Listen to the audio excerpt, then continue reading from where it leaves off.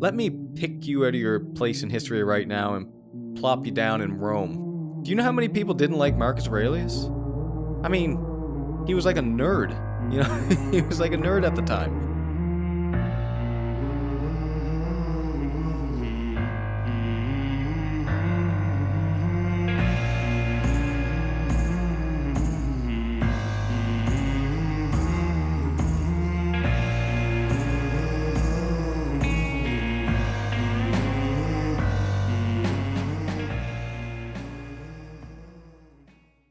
The courage to be happy also includes the courage to be disliked.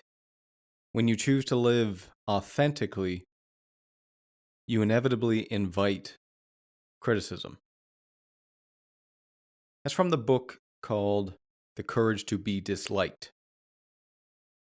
I definitely recommend it. It should be on my reading list. If it's not, give it a read. It's in the form of a dialogue. So there's a student and a master, and they're talking about this idea of ultimately courage, though the book takes a lot of twists and turns and talks about all kinds of different philosophical ideas. But we seem to inevitably have a desire to be liked by other people. I don't know exactly where this comes from. I guess it makes sense in some sense because us being liked is really tied to our ability to form a community and be a part of a community, rather. And so it makes sense in some regard that we want to be liked. But there's a little flaw in that thinking, which I'm going to mention here in a little bit. But before I get into that, we do have that natural tendency to want to be liked. And it starts at a very young age. And I think it can dwell on us into adulthood as well. And if you look at that quote, what that says here, when you choose to live authentically, you inevitably invite criticism. Meaning, if you want to live, let's put it in Stoic terms, if you want to live according to nature, you're going to get criticized. There's no way around that. You're not going to be able to turn that off. You cannot be yourself, or you cannot live according to nature. Those are the same thing. Unless you are willing to be disliked by someone, maybe even several people. Mike Tyson said, if you're a friend to everyone, you're an enemy to yourself. And no, we don't like that. We don't like that. We don't like conflict, most of us. We don't like not being liked. We don't like when someone says to us, I'm not a big fan of you. Like, I don't like that you do this. I don't like that you think this way. I don't like that you feel that way. We don't like that. We want to be liked by everybody. But if you're going to be yourself in this world, you're going to have to accept that people are not going to like you. And I'm going to lay a case out for why it's really not a big deal to be liked. It's really not a big deal to be liked. But let me read you another quote here from the same book. This book has a lot of gems. Not everyone will approve of you, but that is no reason to live according to others' expectations. True freedom lies in having the courage to follow your own path, even if it means being disliked. The Christians have this idea that you should be yourself, you should tell the truth, even if it means standing alone. And they would phrase it more like, believe in God, praise God, even if it means standing alone. That's how they would phrase it. And in a similar way, the Stoics would say, live according to nature, period. Doesn't matter. You don't need external validation. And this need for external validation, it has a purpose in young age, because when you're a young person, you're trying to conform to your society. You're trying to conform to your cultural expectations. And so it makes sense in some regard that us as young people would be attuned to the expectations that other people have of us. But the problem is that need for validation, in this book's words, the pursuit of recognition, is endless.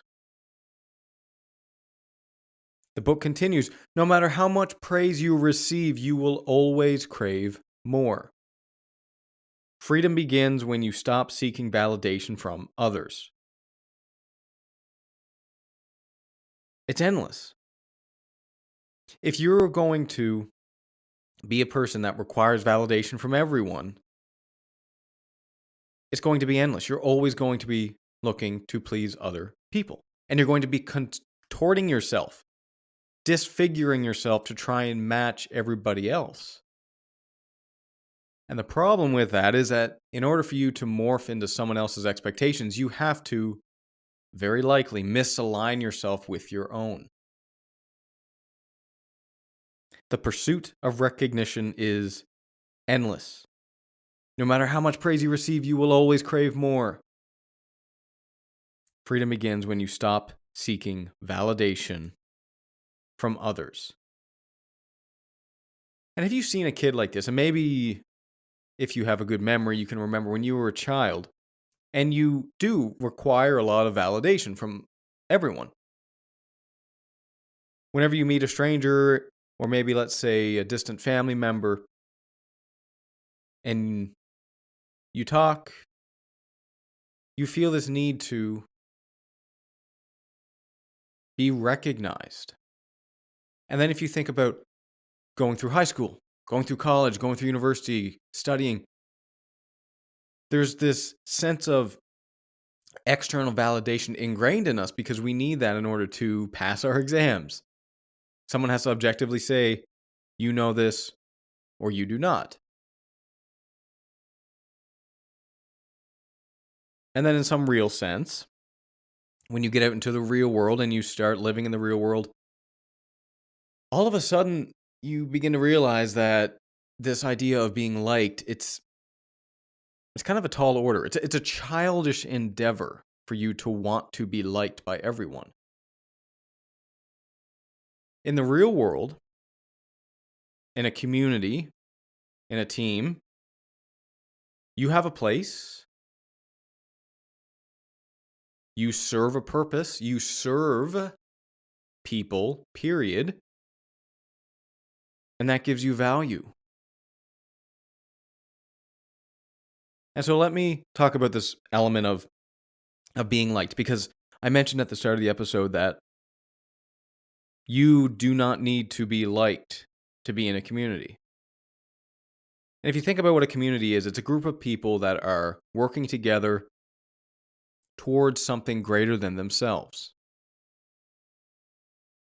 And then if you think about who's leading that community, and there's probably different levels of leadership: CEO, CFO, president, director, manager, on and on and on it goes. If you think about that structural hierarchy, what allows people to move up that hierarchy?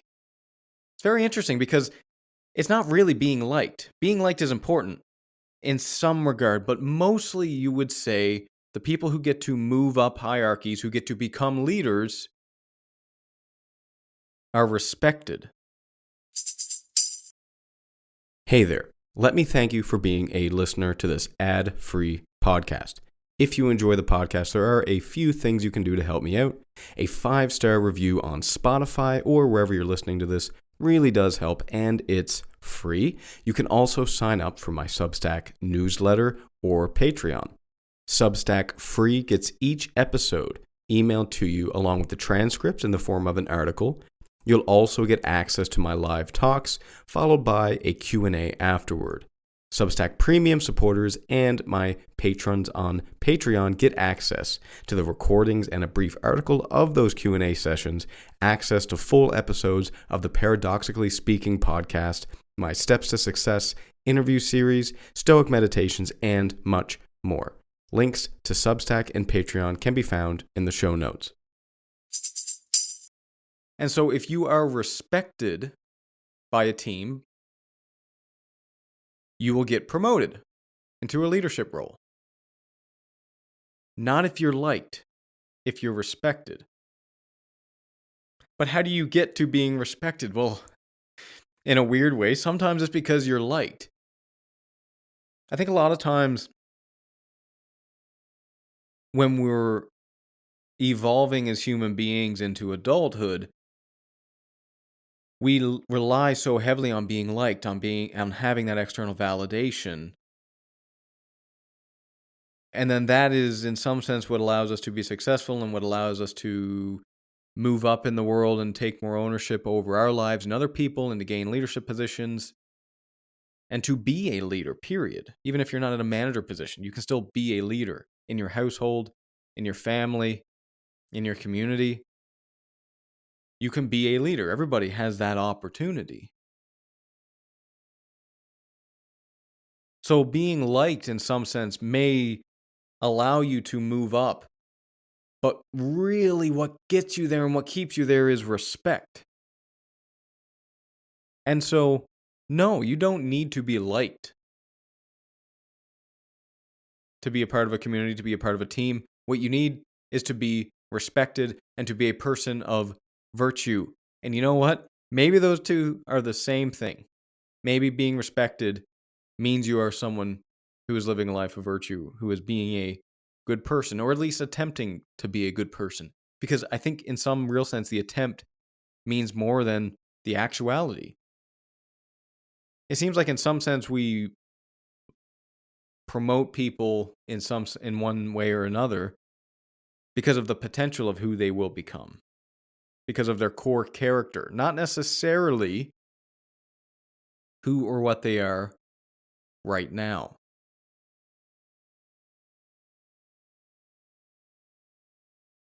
Now, let me talk about that one word that I've ignored for a big part of this episode so far, but it's everything. Courage. Let me read you that quote one more time. The courage to be happy also includes the courage to be disliked. The courage to be happy. We all say all the time, I just want to be happy. I just want to be happy. If we tie happiness, eudaimonia, like we do in Stoicism to something like character, happiness is not connected to being liked. So when you have the courage to be happy, which means to be yourself, to live according to nature, you have to accept that you're also going to be disliked, and that takes courage. It takes courage to act in such a way where you are thinking, I don't care if I'm being liked. I'm doing this because I know it's the right thing, period. There's another quote I read recently. I can't remember who said it, but it was, you cannot lead and be liked. You cannot be a leader and be liked. And I don't care if you're a manager in a company or a director, I don't care what you are. The fact of the matter is, if you're a human being, you are a leader in some sense. If you're an aspiring stoic, you are a leader in some sense. And so for you to be a person, for you to be a stoic, you have to let go of this desire, this need, this impulse, this drive to be liked. Because you cannot be liked and be yourself. At least not by everyone. But let me end on a positive note here. Because if you are authentic, if you are yourself, I can promise you two things. I can promise you that not everyone is going to like you. I can promise you that if you show your true self to the entire world, there are going to be people that are not going to like you. Let me pick you out of your place in history right now and plop you down in Rome. Do you know how many people didn't like Marcus Aurelius? I mean, he was like a nerd. You know, he was like a nerd at the time. Some saw him as a warmonger. Do you see Marcus Aurelius anywhere talking about being liked? That's irrelevant. Doesn't matter. But I have another promise for you. So the first promise is if you are being your true authentic self, if you're living according to nature, if you're being a stoic, not everyone is going to like you. But I have a second promise, and that is that if you be you, authentically you, someone will like you. Someone will like you. If you're lucky, more than one. If you're really lucky, you might even like yourself. Can you imagine liking yourself? Can you imagine wanting to buy yourself a beer? Buy yourself a cigar? I think when we think about stoicism, I think that idea of courage has to really resonate with us. I think we have to hold that with us and carry it with us all the time. Because the courage to be a stoic is man, it's a tall order. The courage to be happy, to be disliked, and they're all the same damn thing. Yes, it's courageous to be happy because to be happy, you have to work at it. And you have to be willing to be yourself regardless of anything external. Happiness is not something you obtain by being given it. It is something you can find within yourself once you discard the need for recognition.